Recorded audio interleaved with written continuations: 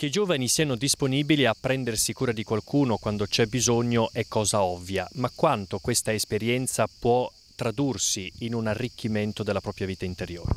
La nostra esperienza come Caritas ci ha dato proprio l'idea di come sia importante per la crescita, per la maturazione dei ragazzi, quello di confrontarsi con gli altri, confrontarsi col prossimo,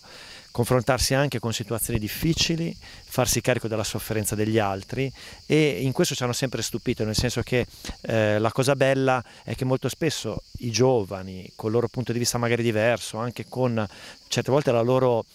inesperienza e incoscienza, riescono ad affrontare delle situazioni, a farsi carico di situazioni che sono veramente difficili, però forse anche questa loro libertà di pensiero, questo entusiasmo che hanno li aiuta nell'avvicinarsi alle persone, e le persone stesse, magari le persone che si rivolgono ai nostri servizi, di fronte alla stessa cosa offerta però da un giovane, sono molto più disponibili, ecco, ad accogliere anche l'aiuto.